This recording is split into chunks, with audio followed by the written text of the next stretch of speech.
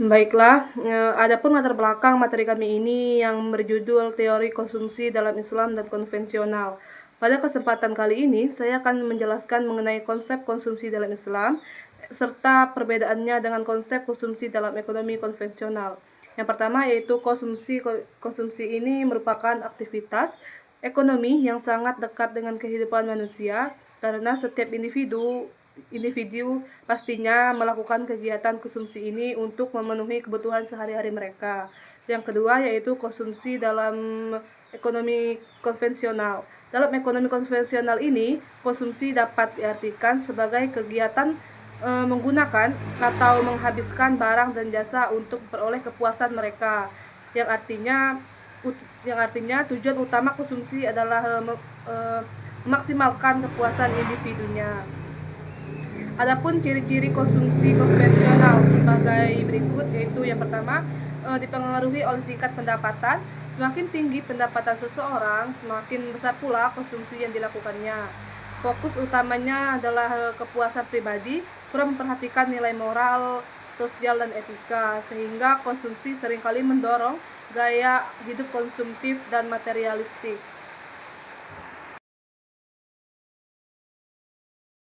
Baik, selanjutnya saya akan menyampaikan materi yang pertama kami, yaitu mengenai pengertian konsumsi sendiri. Adapun pengertian konsumsi secara umum yaitu kegiatan manusia dalam menggunakan atau memanfaatkan barang dan jasa untuk memenuhi kebutuhan sehari-hari mereka. Istilah konsumsi ini berasal dari dua bahasa, yaitu yang pertama bahasa Belanda yang berbunyi konsumsi dan bahasa Inggris yaitu consumption, yang sama-sama berarti pemakaian, penggunaan atau pemanfaatan suatu produk maupun jasa. Adapun menurut para ahli, konsumsi ini merupakan aktivitas yang tidak bisa dipisahkan dari kehidupan manusia. Setiap orang pastinya akan melakukan kegiatan konsumsi ini, misalnya membeli makanan, memakai pakaian, menggunakan kendaraan, atau memanfaatkan layanan pendidikan dan kesehatan seperti sekolah maupun rumah sakit. Ketika suatu barang atau jasa digunakan, maka nilai gunanya pun akan berkurang sedikit demi sedikit sampai akhirnya habis. Tingkat konsumsi seseorang biasanya dapat dilihat juga dari jumlah dan kualitas barang atau jasa yang digunakan. Jika seseorang itu mampu mengonsumsi barang dengan cukup dan hemat, maka hal itu menunjukkan tingkat kesejahteraan yang lebih tinggi. Adapun sebaliknya, jika seorang konsumsi ini masih terbatas, maka tingkat kesejahteraannya pun juga relatif rendah dan sedikit menurun. Jadi dapat disimpulkan pada materi yang pertama ini dari pengertian konsumsi ini sendiri, yaitu konsumsi adalah proses penggunaan barang dan jasa untuk memenuhi kebutuhan hidup manusia, sekaligus menjadi salah satu indikator kesejahteraan dalam kegiatan ekonomi.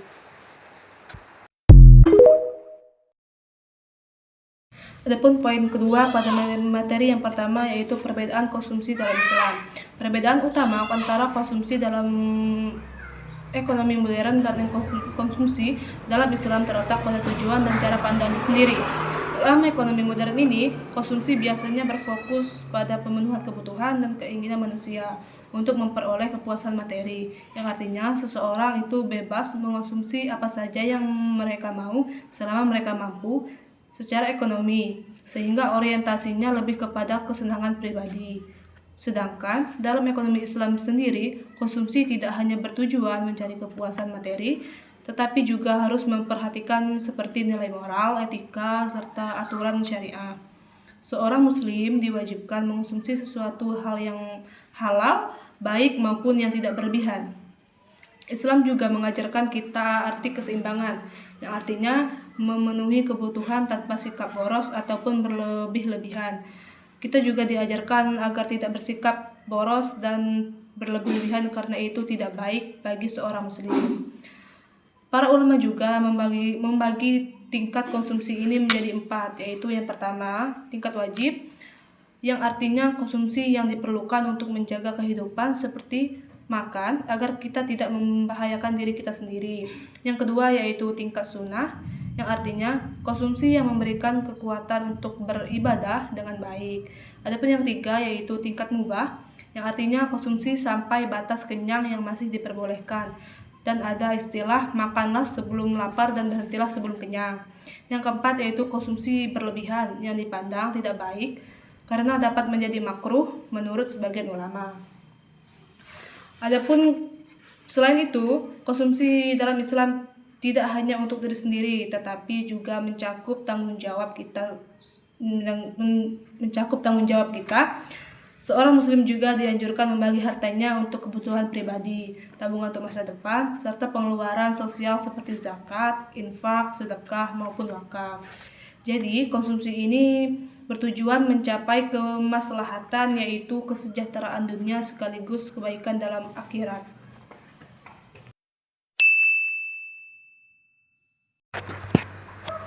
Baik, selanjutnya yaitu materi yang kedua mengenai prinsip-prinsip konsumsi dalam ekonomi Islam.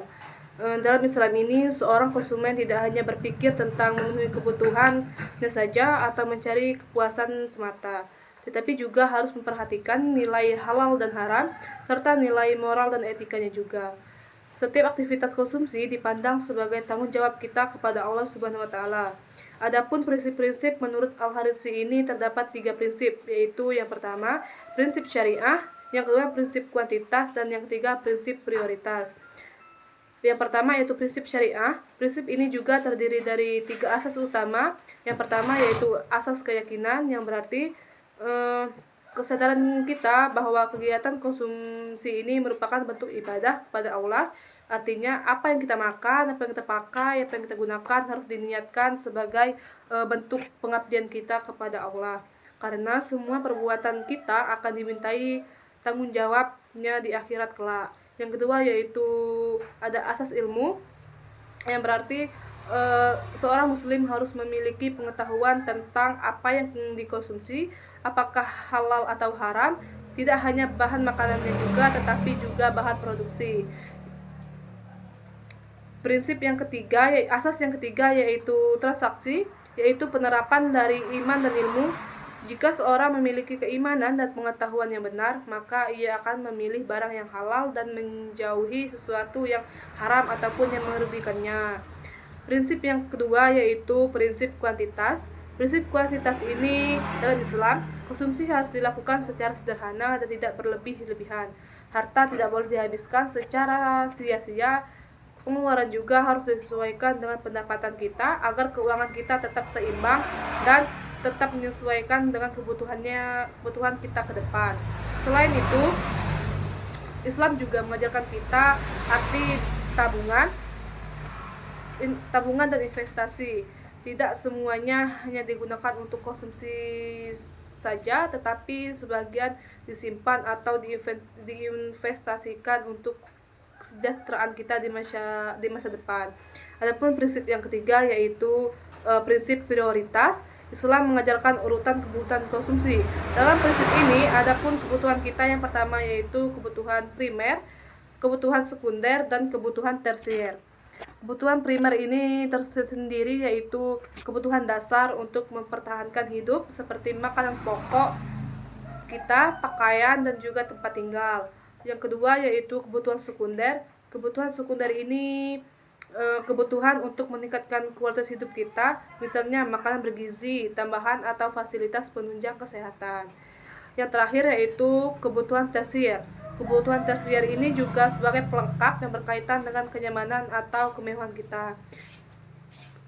Selanjutnya yaitu adapun kesimpulan dari prinsip-prinsip yang saya jabarkan tadi dapat disimpulkan juga konsumsi dalam Islam bukan hanya tentang menggunakan barang atau jasa saja, tetapi juga tanggung jawab kita sebagai konsumsi untuk mencapai kesejahteraan dunia dan akhirat kita. Dalam Islam, kita diajarkan untuk berbagi kepada sesama umat manusia yang membutuhkan atau yang kurang mampu. Dan juga kita dianjurkan untuk saling tolong-menolong tanpa melihat siapakah orang yang akan kita tolong, dan juga tanpa merasa adanya imbalan ketika kita sedang menolong orang. Karena Islam juga mengajarkan kita artinya ikhlas setiap melakukan perbuatan yang kita lakukan kepada sesama orang yang membutuhkan dan juga kurang mampu. Adapun materi ketiga kami yaitu mengenai dasar hukum konsumsi dalam Islam. Dalam Islam, kita bumi dan seluruh isinya ini merupakan amanah dari Allah yang diberikan kepada manusia sebagai khalifah di bumi. Yang dimana artinya kita sebagai manusia diberi tanggung jawab untuk memanfaatkan sumber daya dengan baik, bukan hanya untuk kepentingan kita pribadi, tidak serakah akan rezeki yang sudah ditakar, tapi juga untuk kepentingan bersama. Dapat kami sampaikan dasar hukum konsumsi yang kami dapat yaitu bersumber dari Al-Quran dan Sunnah Rasulullah. Yang pertama yaitu dasar dari Al-Quran. Allah berfirman dalam surat Al-A'raf ayat 31 yang artinya, makan dan minumlah tetapi jangan berlebihan, karena Allah tidak menyukai orang-orang yang berlebihan. Ayat ini menjelaskan bahwa Islam memperbolehkan manusia memenuhi kebutuhan hidup seperti makan, minum, dan berpakaian dengan baik. Tetapi Islam juga menegaskan kita sebagai manusia tidak bersikap boros atau berlebihan. Jadi, prinsip utama konsumsi ini dalam Islam adalah keseimbangan dan kesederhanaan. Yang kedua yaitu sumber dari sunnah Rasulullah SAW. Dalam sebuah hadis riwayat Muslim, Rasulullah mengajarkan kita, siapa yang memiliki kelebihan kendaraan atau bekal, maka hendaklah kita membantu orang yang tidak memiliki. Hadis ini menunjukkan bahwa harta dan rezeki tidak boleh hanya dinikmati sendiri, tetapi juga harus dibagikan kepada orang lain yang membutuhkannya. Karena setiap rezeki yang kita punya, terdapat rezeki orang lain juga yang dititipkan melalui kita. Jadi, hendaklah kita berbagi jika ada rezeki yang lebih. Dari ajaran tersebut, dapat kita pahami bahwa konsumsi dalam Islam ini tidak hanya bersifat pribadi, tetapi juga memiliki nilai sosial seperti saling tolong-menolong dan peduli terhadap sesama. Adapun kesimpulan dari pembahasan terakhir ini yaitu Islam mengajarkan bahwa konsumsi harus dilakukan secara halal, tidak berlebihan, seimbang, dan disertai kepedulian sosial. Tujuan akhirnya bukan hanya untuk memenuhi kebutuhan dunia, tetapi juga mendapatkan keberkahan dan keridhaan Allah Subhanahu wa taala di akhirat kelak.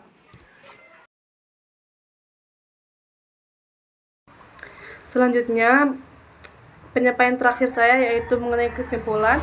Dapat disimpulkan dari beberapa materi yang saya sampaikan yaitu konsumsi dalam ekonomi Islam ini tidak hanya bertujuan untuk memenuhi kebutuhan materi saja, tetapi juga membangun keseimbangan antara aspek ekonomi, moral, sosial maupun spiritual. Seorang muslim dituntut untuk menjadi konsumen yang bijak, bertanggung jawab, dan juga bernilai ibadah, sehingga konsumsi dapat membawa manfaat bagi diri sendiri, masyarakat, maupun lingkungan. Dapat saya simpulkan dari beberapa penyampaian materi tadi yaitu konsumsi dalam ekonomi Islam tidak hanya bertujuan memenuhi kebutuhan materi saja, tetapi juga membangun keseimbangan antara aspek ekonomi, moral, sosial, maupun spiritual. Seorang muslim juga dituntut untuk menjadi konsumen yang bijak, bertanggung jawab, serta bernilai ibadah, sehingga konsumsi ini dapat membawa manfaat bagi diri kita sendiri, masyarakat, maupun lingkungan. Konsumsi ini juga merupakan kegiatan manusia dalam menggunakan atau memanfaatkan barang dan jasa untuk memenuhi kebutuhan hidup mereka dalam kehidupan sehari-hari. Baik, hanya itu yang dapat saya sampaikan dari materi yang pertama kami. Selanjutnya akan disampaikan oleh rekan saya yaitu Yoga Nopiandi. Kepada Yoga Nopiandi saya persilahkan.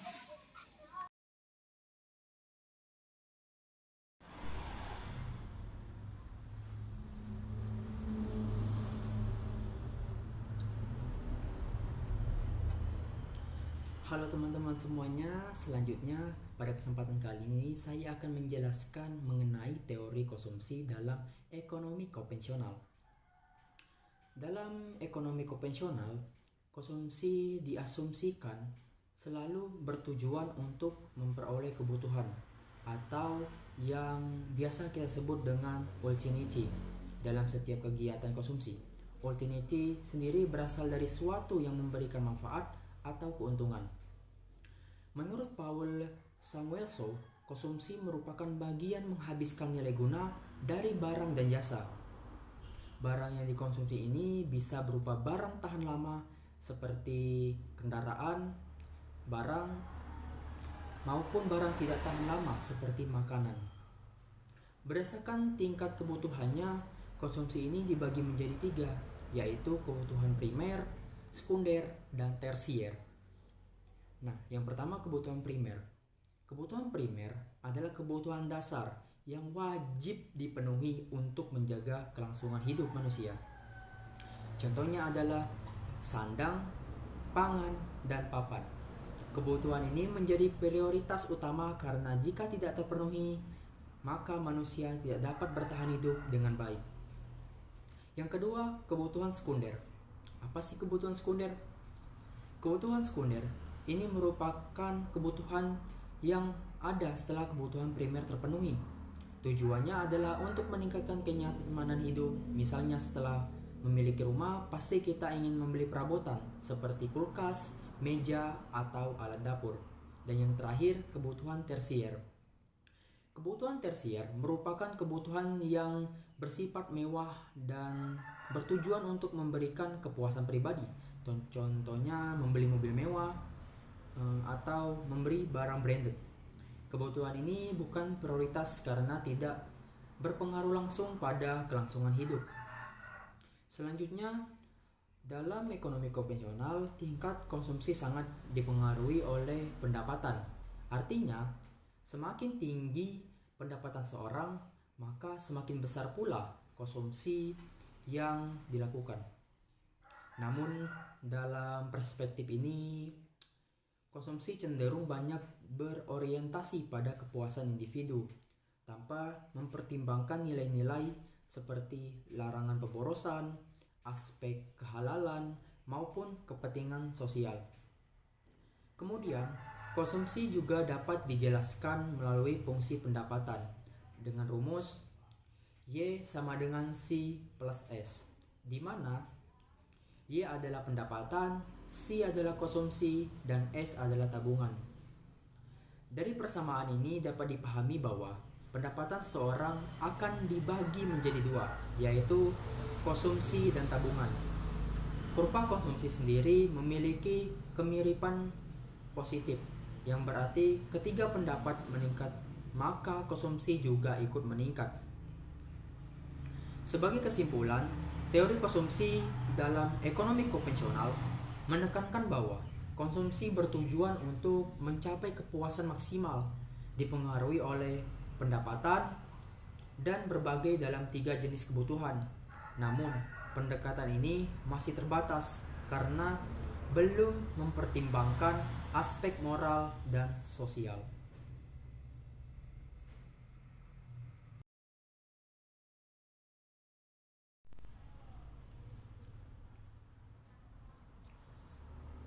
Setelah memahami konsep konsumsi dalam ekonomi Islam, selanjutnya kita akan melihat bagaimana implikasi dari penerapan teori tersebut dalam kehidupan nyata, baik bagi individu maupun kelompok masyarakat. Pertama, implikasi terhadap kesejahteraan individu. Penerapan prinsip konsumsi Islam memberikan dampak yang sangat positif, tidak hanya secara material, tapi juga secara spiritual. Kesehatan fisik dan mental. Pertama, dari segi kesehatan dalam Islam, kita dianjurkan untuk mengkonsumsi makanan yang halal dan tahyib, yaitu baik dan menyehatkan. Pola konsumsi seperti ini dapat membantu menjaga kesehatan fisik sekaligus mencegah berbagai penyakit yang disebabkan oleh konsumsi berlebihan atau makanan yang tidak sehat.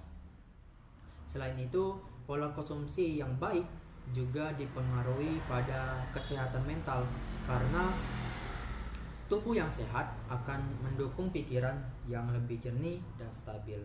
Kedua, ketenangan jiwa. Konsumsi yang sesuai dengan prinsip syariah akan memberikan ketenangan jiwa. Ketika seseorang konsumsi sesuatu yang halal dan diperoleh dengan cara yang benar, maka ia akan terhindar dari rasa bersalah dan kekhawatiran. Hal ini akan menciptakan rasa damai dalam diri, sehingga kehidupan menjadi lebih tentram dan penuh rasa syukur. Keberkahan harta Yang itu ada ketiga. Keberkahan dalam harta. Dalam Islam, harta yang digunakan sesuai dengan aturan Allah diyakinkan akan membawa keberkahan, yaitu keberkahan yang terus bertambah. Keberkahan ini tidak selalu diukur dari jumlah harta, tetapi dari rasa cukup, kepuasan, dan manfaat yang dirasakan dalam kehidupan sehari-hari.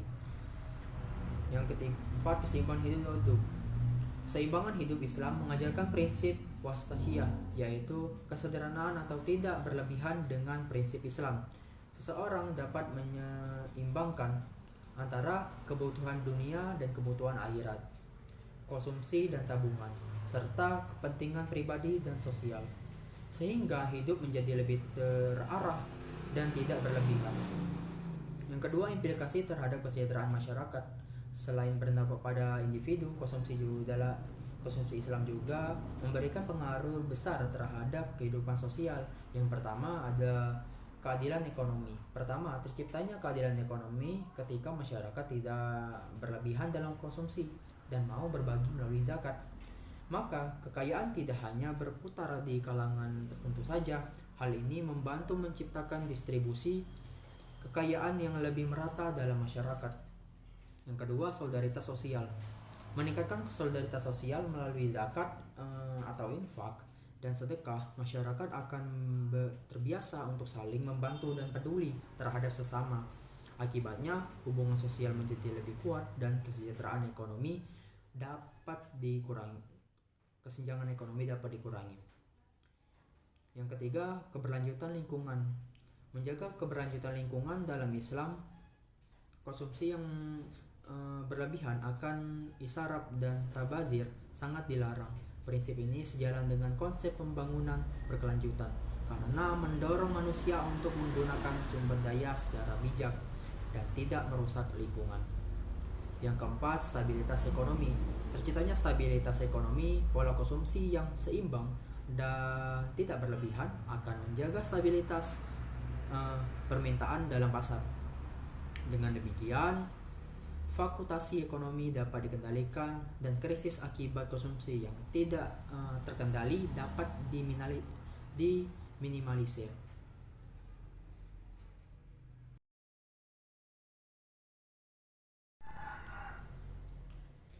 Baik, selanjutnya mengenai teori konsumsi dalam ekonomi Islam. Dalam kehidupan sehari-hari, kita tidak pernah lepas dari aktivitas konsumsi, seperti makan, membeli pakaian, hingga menggunakan berbagai layanan publik. Namun, dalam Islam, konsumsi tidak hanya dipandang sebagai aktivitas ekonomi biasa, melainkan memiliki nilai yang lebih dalam. Jika dalam ekonomi konvensional tujuan konsumsi adalah untuk mendapatkan kepuasan atau utility, maka dalam ekonomi Islam tujuan utama konsumsi adalah mencapai kemaslahatan, yaitu kemaslahatan yang membawa kebaikan, keberkahan, dan keseimbangan dalam hidup manusia. Konsep dasar konsumsi dalam Islam, manusia diakui memiliki keinginan yang tidak terbatas. Namun, Islam mengajarkan bahwa keinginan tersebut harus dikendalikan agar tidak menimbulkan perilaku berlebihan atau pemborosan. Oleh karena itu, Islam menekankan bahwa konsumsi harus didasarkan pada kebutuhan, bukan sekadar keinginan. Selain itu, setiap barang atau jasa yang dikonsumsi harus memenuhi beberapa kriteria, yaitu halal secara zat dan cara memperolehnya, memberikan manfaat serta tidak berlebihan atau boros. Dengan demikian, konsumsi dalam Islam dinilai dari fungsi dan manfaatnya, bukan dari gaya hidup, tren, atau sekedar kepuasan saat. Konsumsi sebagai ibadah. Salah satu hal yang paling membedakan ekonomi Islam dengan ekonomi konvensional adalah bahwa konsumsi juga bernilai ibadah. Artinya, ketika seseorang muslim mengkonsumsi sesuatu dengan niat yang baik, seperti untuk menjaga kesehatan, bekerja, atau beribadah, maka aktivitas tersebut dapat bernilai pahala. Selain itu, dalam Islam terdapat kewajiban sosial yang harus diperhatikan dalam konsumsi, yaitu zakat, infak, sodako, dan wakaf. yang dikenal dengan istilah Ziswaf. Ziswaf ini bukan sekedar tambahan tetapi merupakan bagian penting dalam penggunaan pendapatan karena mencerminkan kepedulian terhadap sesama dan tanggung jawab sebagai makhluk sosial.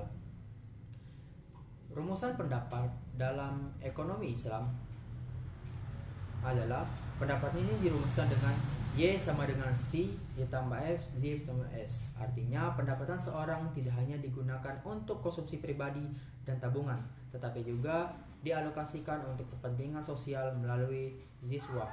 Hal ini menunjukkan bahwa dalam Islam, keseimbangan antara kepentingan pribadi dan kepentingan sosial sangat dijunjung tinggi. Fungsi konsumsi dalam Islam yaitu memiliki fungsi dirumuskan sebagai C sama dengan CO ditambah BYD, di mana CO adalah kebutuhan dasar atau kebutuhan pokok, B adalah kecenderungan seorang dalam konsumsi, YD adalah pendapatan yang dapat dibelanjakan. Artinya konsumsi seseorang terdiri dari kebutuhan dasar yang harus dipenuhi serta tambahan konsumsi yang dipengaruhi oleh tingkat pendapatan. Namun berbeda dengan konsep konvensional, dalam Islam mendapatkan yang digunakan sudah mempertimbangkan kewajiban sosial seperti zakat. Sebagian kelompok konsumen dalam ekonomi Islam, konsumsi juga dibedakan menjadi dua kelompok, yaitu pertama, gelombang mustahik. Mustahik adalah orang yang berhak menerima zakat. Rumusnya adalah C sama dengan Z sama dengan CO. Hal ini menunjukkan bahwa pendapatan yang diterima oleh mustahik, terutama dari zakat, akan langsung digunakan untuk memenuhi kebutuhan dasar. Oleh karena itu, nilai MVC dan kecenderungan konsumsi mereka adalah satu. Kedua, golongan muzaki. Muzaki adalah orang yang wajib membayar zakat. Rumusnya adalah C sama dengan CO ditambah B Y dikurang Z. Artinya konsumsi mereka dipengaruhi oleh pendapatan setelah dikurangi zakat. Yang menarik dalam Islam, semakin tinggi tingkat keimanan seseorang, maka pola konsumsinya juga akan semakin baik, yaitu tidak berlebihan dan lebih banyak dialokasikan untuk kegiatan sosial seperti sedekah dan wakaf. Konsep diasfing dalam Islam. Dalam kondisi tertentu, seseorang bisa mengalami diafing, yaitu tidak memiliki tabungan dalam bahan menggunakan tabungan yang ada. Namun dalam Islam, meskipun dalam kondisi tersebut, seseorang tetap dianjurkan untuk memiliki kepedulian sosial. Artinya, konsumsi dalam Islam tidak hanya berorientasi pada diri sendiri, tetapi juga tetap memperhatikan orang lain. Ini menjadi salah satu perbedaan penting dalam ekonomi konvensional yang cenderung hanya fokus pada kebutuhan individu. Perbedaan dengan ekonomi konvensional, jika dibandingkan, konsumsi dalam ekonomi konvensional lebih berfokus pada kepuasan individu. Sedangkan dalam ekonomi Islam, konsumsi mencangkup pemenuhan kebutuhan pribadi, nilai ibadah, serta bertanggung jawab sosial. Sehingga konsumsi dalam Islam lebih luas dan lebih seimbang. Sebagai kesimpulan, teori konsumsi dalam ekonomi Islam menekankan bahwa setiap aktivitas konsumsi harus membawa kemaslahatan, tidak berlebihan, serta memperhatikan nilai spiritual dan sosial. Dengan demikian, konsumsi tidak hanya menjadi sasaran memenuhi kebutuhan, tetapi juga menjadi jalan untuk meraih keberkahan dalam kehidupan.